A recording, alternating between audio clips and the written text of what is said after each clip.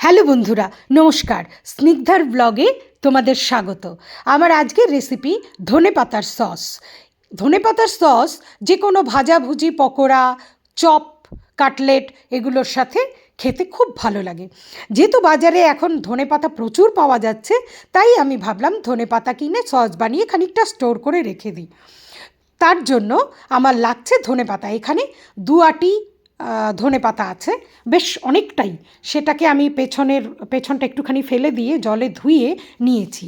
এর সাথে লাগছে 8-10 কোয়া রসুন, লাগছে আদা কুচি, লাগছে ভিনিগার, লবণ, সর্ষের তেল, লেবু, 2টো জলপাই এবং 7-8টা বা 6টা এরকম মতন কাঁচা লঙ্কা।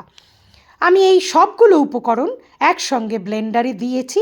দেখো, লেবুর রস, লবণ আর টিস্পুনের 5 টিস্পুন সর্ষের তেল আমি এর মধ্যে দিয়েছি।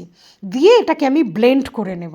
ব্লেন্ড করার পরে এটা তৈরি হয়ে যাবে ধনেপাতার সস। এর মধ্যে আমি মিশিয়েছি 1 স্পুন জাগেরি পাউডার। তোমরা চাইলে এটা স্কিপ করতে পারো। এই দেখো, তৈরি হয়ে গেছে ধনেপাতার সস। এবার এটাকে আমি কাচের জারে রেখে রোদে রাখবো 7 দিন। ও হ্যাঁ, এর মধ্যে কিন্তু ভিনিগার দিতে হবে যদি তোমরা স্টোর করতে চাও। আমি এখানে 3 টেবিল স্পুন ভিনিগার অ্যাড করেছি এবং 7 দিন রোদে রাখার পরে এটা টেক্সচারটা এরকম এসছে।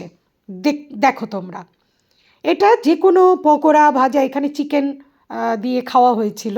আর চিকেন ছাড়াও আলু ভাজা বা চপ যে কোনো কিছুর সাথে এটা খাওয়া যেতে পারে। ইভেন তোমরা রান্নায়ও ব্যবহার করতে পারো। কেমন লাগলো জানাতে ভুলো না কিন্তু। লাইক, কমেন্ট ও সাবস্ক্রাইব করো। আর ভালো লাগলে অবশ্যই বন্ধুদের সাথে শেয়ার করো আমার আজকের ভিডিও। ধন্যবাদ।